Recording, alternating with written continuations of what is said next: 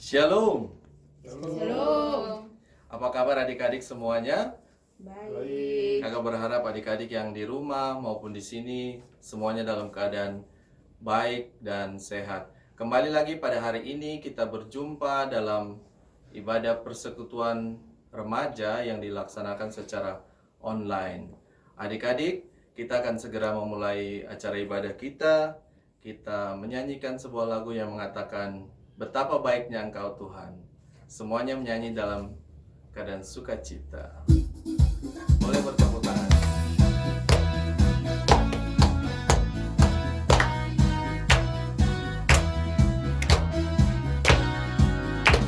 Betapa baiknya Engkau Tuhan, kasih-Mu tiada berkesudahan. Betapa mulia kasih-Mu Yesus, jiwaku diselamatkan. Hosana ku memuji Tuhan, Hosana ku tinggikan Yesus. Hosana, Hosana, Hosana. Sekali lagi Hosana. Hosana ku memuji Tuhan, Hosana ku tinggikan Yesus. Hosana, Hosana, Hosana. Tuhan Yesus tidak berubah. Tuhan Yesus tidak berubah, tidak berubah, tidak berubah. Tuhan Yesus tidak berubah, tak berubah selama-lamanya. Haleluya, haleluya, haleluya. Haleluya, haleluya, haleluya. Baik, kita memulai ibadah kita berdoa. Kami mengucap syukur kepadamu ya Bapa atas penyertaan-Mu dalam kehidupan kami. Dan sampai pada hari ini kami masih diberikan kesehatan dan sukacita. Sekarang kami akan memulai acara ibadah kami. Kami mohon Tuhan memberkati kami. Terimalah ibadah kami sebagai persembahan yang harum di hadapan-Mu. Terima kasih Tuhan, kami berdoa di dalam nama Tuhan kami Yesus Kristus. Haleluya, amin. Baik adik-adik, kita akan memberikan persembahan. Adik-adik bisa menyiapkan persembahan yang akan kita kumpulkan. Dalam Mazmur pasal 4 ayat 8 dikatakan, persembahkanlah korban yang benar dan percayalah kepada Tuhan. Untuk mengiringi persembahan ini, kita menyanyi lagu Rukun Cinta.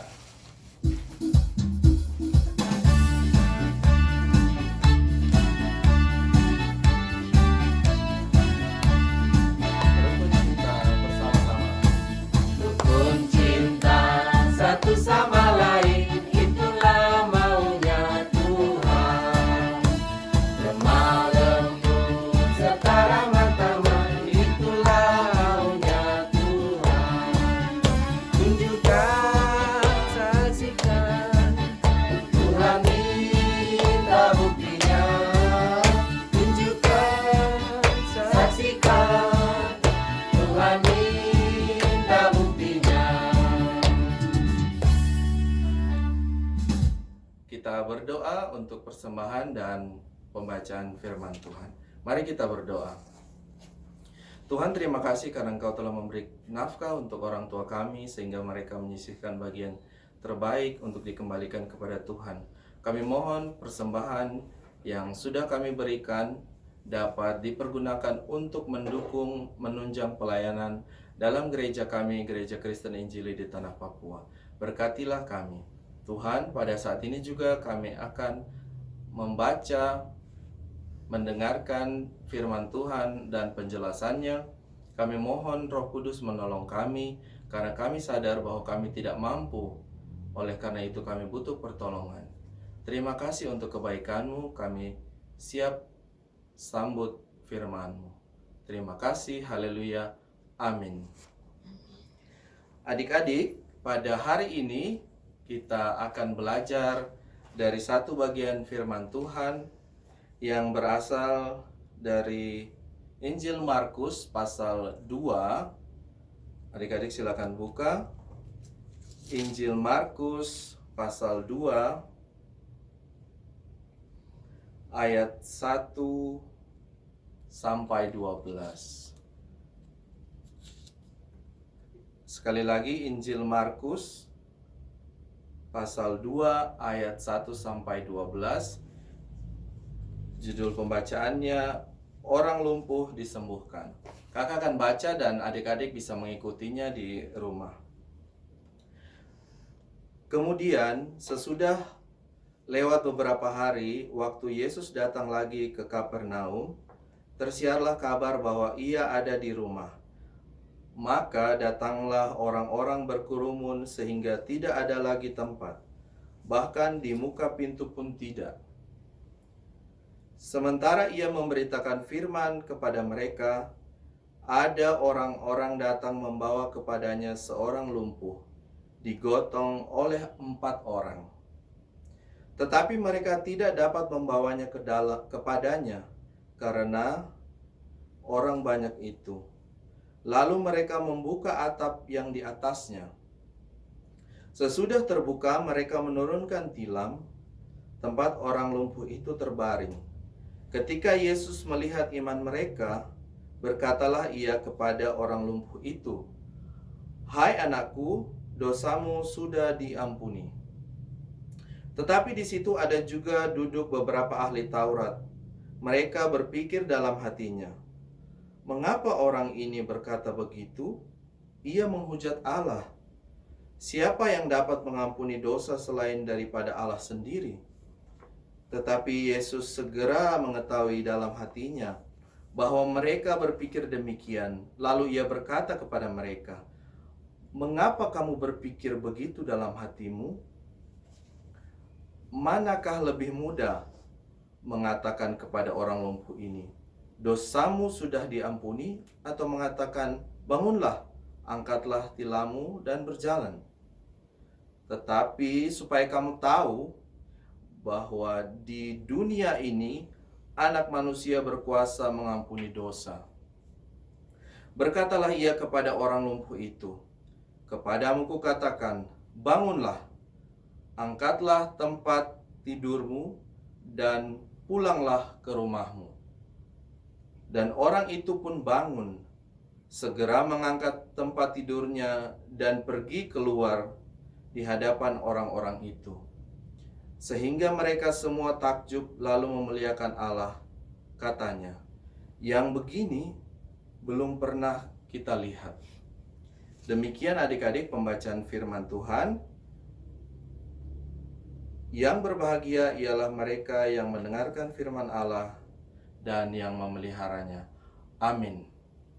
Adik-adik, pembacaan kita pada hari ini mengisahkan tentang Tuhan Yesus yang berada di Kapernaum. Setelah Tuhan Yesus melakukan perjalanan ke beberapa kota untuk memberitakan Injil, menyembuhkan orang sakit, dan membuat mujizat, lalu Tuhan Yesus pergi lagi ke kota Kapernaum. Di situ, di sebuah rumah, Tuhan Yesus sempat berada di situ, di rumah itu. Lalu orang-orang mendengar bahwa Tuhan Yesus ada di situ, sehingga mereka datang. Adik-adik melihat di dalam bacaan ini betapa banyaknya orang rindu untuk bertemu Tuhan Yesus. Ada yang rindu untuk mendengarkan berita Injil, ada juga yang rindu untuk mendapatkan mujizat. Apapun kerinduan mereka, mereka semua datang berbondong-bondong kepada Tuhan Yesus. Apa yang akhirnya terjadi? Rumah itu pun sesak, tertutup, seperti orang banyak menutupi rumah itu. Dan pada saat itu ada satu kejadian, ada seorang yang lumpuh, adik-adik, lumpuh sehingga dia tidak bisa berjalan. Lalu mungkin keluarganya atau sahabat-sahabatnya berusaha, karena iman mereka berusaha untuk bisa membawa. Misalnya kalau ini kita anggap sebagai saudara mereka ya, saudaranya yang lumpuh ini untuk bertemu dengan Tuhan Yesus. Lalu orang lumpuh ini dibawa oleh 4 orang. Jadi dia ditaruh di atas tilam. Tilam itu seperti tempat tidur ya, kasur begitu. Lalu mereka 4 orang ini bawa dia. Tapi ketika mereka melihat sudah tidak ada tempat lagi yang bisa dimasuki untuk bisa bertemu Tuhan Yesus, ternyata mereka tidak putus asa. Mereka punya ide, mereka panjat ke atap. Atap seperti rumah-rumah orang di Timur Tengah ya adik-adik. Lalu mereka buka atapnya, dan akhirnya mereka bisa menurunkan orang itu ke bawah. Jadi dari atap itu bisa turun ke bawah. Lalu orang itu bisa berada mungkin di hadapan Tuhan Yesus langsung. Nah, ketika Tuhan Yesus melihat iman mereka, apa reaksi Tuhan Yesus kepada orang-orang itu? Dan terutama Tuhan Yesus melakukan sesuatu, yaitu Tuhan Yesus berkata kepada orang lumpuh ini, "Hai anakku, dosamu sudah diampuni." Adik-adik, kenapa Tuhan Yesus bicara pengampunan dulu? Kan mereka mendatang untuk memberikan kesembuhan. Nah, yang perlu kita tahu bahwa semua orang sudah berdosa. Semua orang merindukan kelepasan dari hukuman atas dosa. Jadi Tuhan Yesus itu datang ke dunia untuk melepaskan orang-orang yang mau dilepaskan dari dosanya. Dosa itu perbuatan jahat. Setiap hari kita melakukan perbuatan jahat. Yang bisa melepaskan kita dari hukuman atas dosa itu hanya Tuhan Yesus. Jadi Tuhan Yesus tahu bahwa yang paling penting untuk dia adalah dia dibebaskan dari dosanya. Jadi tidak cuma sakit fisik, tetapi ada sakit rohani yang perlu disembuhkan, yaitu Tuhan Yesus menyembuhkan dosanya. Jadi tiba-tiba orang-orang yang ada di situ, termasuk orang-orang ahli Taurat, mereka berpikir, ini siapa? Kok dia bisa bilang mengampuni dosa? Adik-adik, memang pada masa itu, dan kita juga perlu tahu, yang mengampuni dosa itu cuma Allah, Tuhan. Lalu kok Tuhan Yesus bisa mengampuni dosa? Karena Tuhan Yesus itu adalah Allah sendiri. Di dalam cerita ini ada 3 hal yang menyatakan bahwa Tuhan Yesus itu adalah Allah. Pertama, dia bisa mengampuni dosa. Kedua, adik-adik perhatikan di ayat 7 itu, orang-orang ahli Taurat itu, para ahli Taurat itu kan berpikir, tapi Tuhan Yesus itu bisa tahu, dorong punya pikiran. Jadi Tuhan itu maha tahu ya, Tuhan Yesus maha tahu, jadi bisa tahu pikirannya kita, perasaannya kita, keadaannya kita. Tidak bisa orang membaca pikiran kita. Orang melakukan ini tetapi pikirannya berbeda. Tuhan tahu karena dia maha tahu. Lalu ketika orang-orang itu seperti protes begitu, Tuhan Yesus sempat berbicara kepada mereka, dan Tuhan Yesus mengatakan begini, supaya kamu tahu, asal kalian tahu ya, di dunia ini, anak manusia, yaitu Tuhan Yesus sendiri, berkuasa mengampuni dosa. Jadi itu kuasanya Tuhan Yesus ya, bisa mengampuni dosa. Artinya, kalau kita ada utang kita itu dihapus, utang dosa. Itu bisa dilakukan oleh Tuhan, makanya kita meminta ampun kepada Tuhan.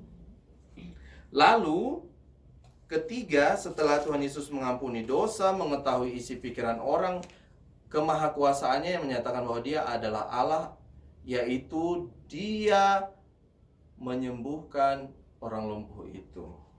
Tadi waktu mereka bawa dia kan cuma bisa diangkat lewat pakai tilam gitu loh. 4 orang gotong dia.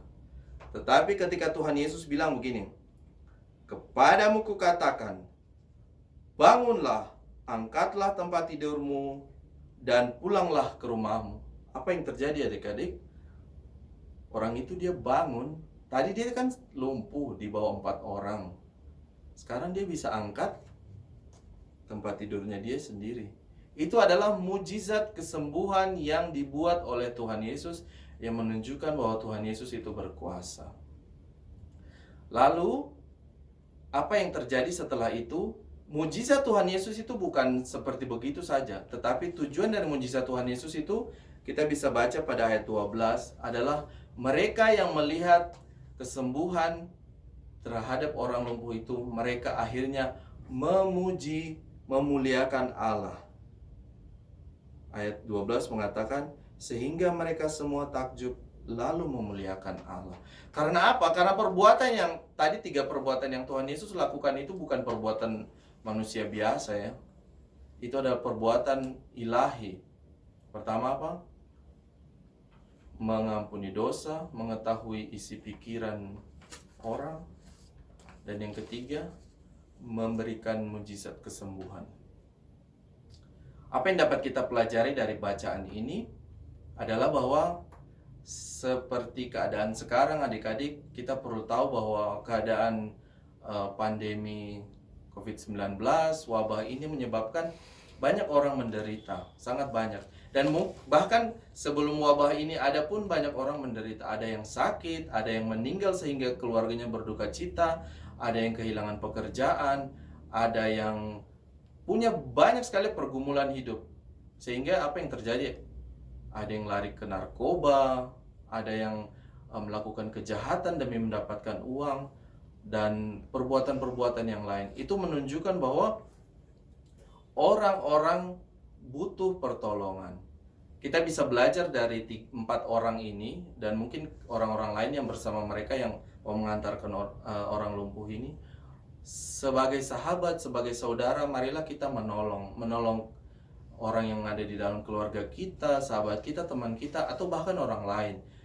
Seperti yang tadi kakak bilang, di tengah wabah pandemi ini banyak orang yang kesulitan. Adik-adik, kakak dengar dari teman-teman yang kakak punya teman-teman, mereka bercerita mereka kehilangan pekerjaan, lalu ada yang terpaksa mengutang sana sini dan lain-lain sebagainya. Adik-adik, demi apa? Demi bisa makan. Nah, kalau kita punya kesempatan, papa mama ada kelebihan, marilah menolong.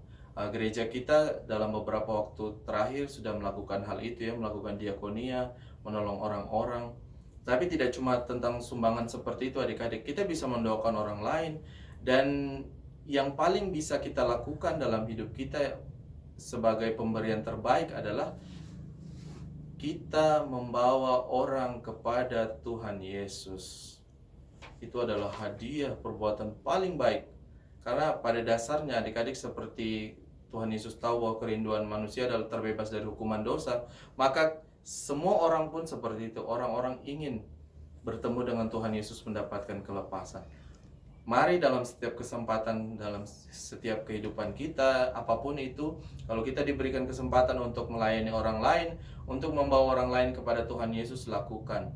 Bisa di media sosial yang adik-adik punya, memberitakan itu, atau adik-adik mendoakan orang lain, mendoakan keluarga sendiri, mendoakan siapapun yang berkesusahan, membawa mereka kepada Yesus. Itu adalah perbuatan yang baik. Demikian penjelasan firman Tuhan yang kakak sampaikan. Kakak berharap Roh Kudus yang akan meremakan ini, firman-Nya sendiri kepada adik-adik dalam hati adik-adik, dan adik-adik dapat memeliharanya. Amin. Mari kita berdoa. Kami datang kembali kepadamu ya Tuhan untuk segala kebaikan-Mu. Kami bersyukur. Kami belajar dari firman-Mu bahwa seharusnya pada masa-masa sekarang kami bisa membawa orang-orang kepada Yesus. Kami bisa membawa mereka.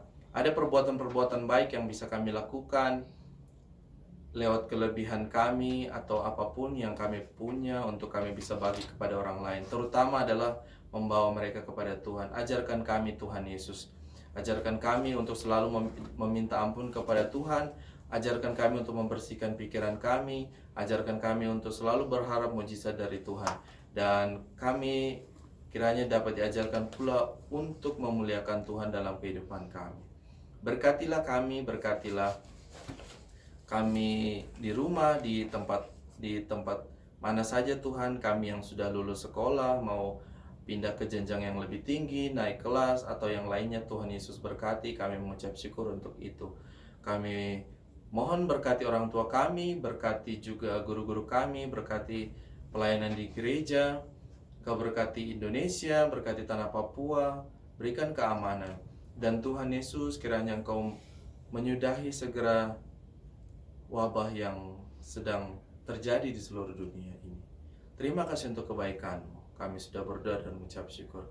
Haleluya, amin. Adik-adik, mari kita menyanyi lagu untuk menutup ibadah kita yang menyatakan bahwa Tuhan itu adalah sahabat kita yang setia. Ada satu sobat.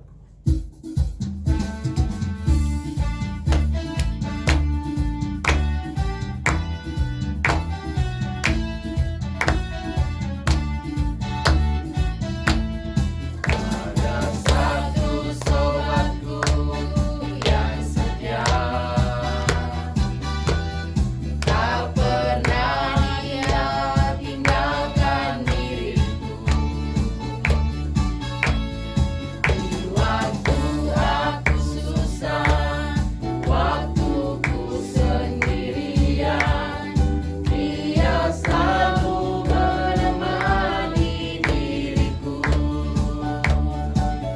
Namanya Yesus, namanya Yesus, nama Yesus yang menghibur hatiku. Namanya Yesus, namanya Yesus, nama Yesus yang menghibur hatiku. Mari kita menutup ibadah kita dengan doa. Kami memohon berkat daripada-Mu, kiranya menyertai kami semuanya, di dalam nama Bapa dan Anak dan Roh Kudus. Haleluya, amin. Baik adik-adik, kita akan bertemu minggu depan dengan mungkin kakak pengasuh yang lain. Sehat-sehat selalu, Tuhan Yesus memberkati. Shalom.